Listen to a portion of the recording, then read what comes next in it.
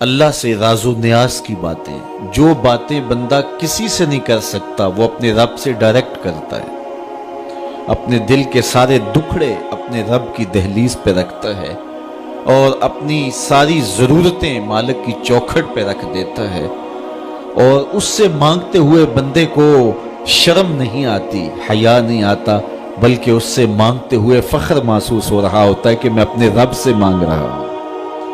کسی اور سے مانگے تو جھجک لگتی ہے، لیکن مالک سے مانگیں تو اپنائیت کا احساس ہوتا ہے کہ میں اس سے مانگ رہا ہوں، اس لیے کہ وہ ہمارا رب لگتا ہے، ہمارا اس سے ربط کتنا گہرا ہے۔ مسجد نبوی کا ایک کونا تھا اور ایک بندہ وہاں بیٹھ کے دعا مانگ رہا تھا۔ اس کے دعا کے لفظوں پہ غور کیجئے، اے اللہ میں تجھ سے اس لیے مانگتا ہوں کہ تو میرا اللہ ہے، تیرے علاوہ میرا ہے بھی تو کوئی نہیں۔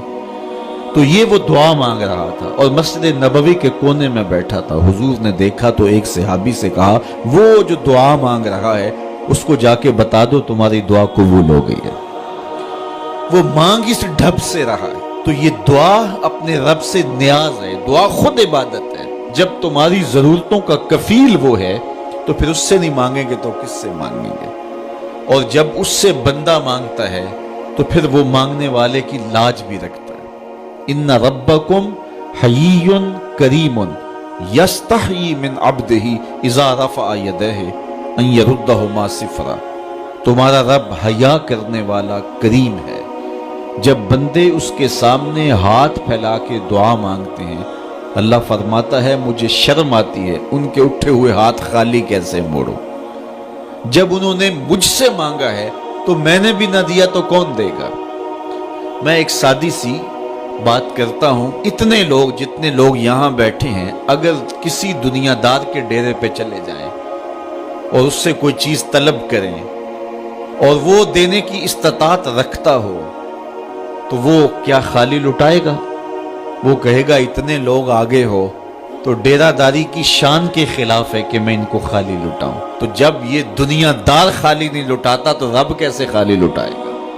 جب بندے اس کی دہلیز پہ چل کے آ جائیں تو وہ بندوں کی ضرورتوں کا کفیل ہے اور ان کے ہر درد کو جانتا ہے اور ان کی ضرورتوں کو پورا کرتا ہے۔ علماء نے کہا دعا ہر صورت قبول ہوتی ہے، یا تو یہ ہے کہ فوراً قبول ہو جاتی ہے، جو مانگا فوراً مل گیا، اور کبھی ایسا ہوتا ہے کہ فوراً نہیں ملتا، حکمت ہوتی ہے اور فوری دینا مناسب نہیں ہوتا تو اس کو فوری نہیں دیا جاتا، لیکن دعا بعد میں کچھ عرصے کے بعد اس کی ڈیمانڈ پوری کر دی جاتی ہے۔ اور کبھی ایسا ہوتا ہے نہ فوری دیا جاتا ہے نہ بدیر دیا جاتا ہے، اس دعا کو ذخیرہ کر لیا جاتا ہے اور حشر کے دن اس کا بدلہ دیا جائے گا۔ اور روایت میں آتا ہے حشر کے دن جب ان دعاؤں کا بدلہ دیا جائے گا جن کا بدلہ دنیا میں نہیں ملا تھا تو لوگ آرزو کریں کہ کاش کہ دنیا میں کوئی دعا قبول ہی نہ ہوئی ہوتی،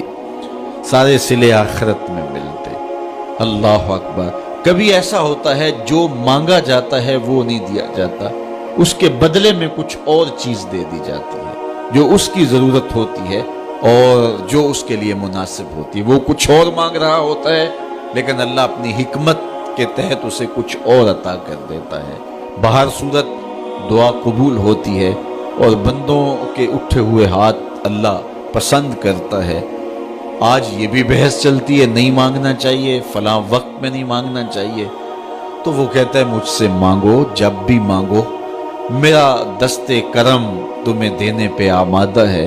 اور اگر کوئی نہیں مانگتا تو فرمایا کل ما یابو بکم ربی لولا دعاؤکم، اے محبوب فرما دو اگر یہ نہیں مانگیں گے تو اللہ بھی پرواہ نہیں کرے گا۔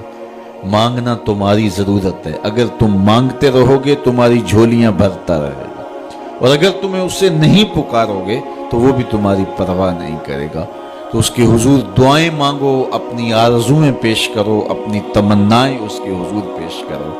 اچھا دنیا داروں سے مانگیں تو اپنے لیے مانگتے ہیں، لیکن اللہ سے مانگو تو اپنے لیے بھی مانگو، اوروں کے لیے بھی مانگو۔ وہ کریم ہے، وہ دیتا ہے اور خوش ہو کے دیتا ہے، تو اس سے مانگو، اس سے جھولی پھیلاؤ۔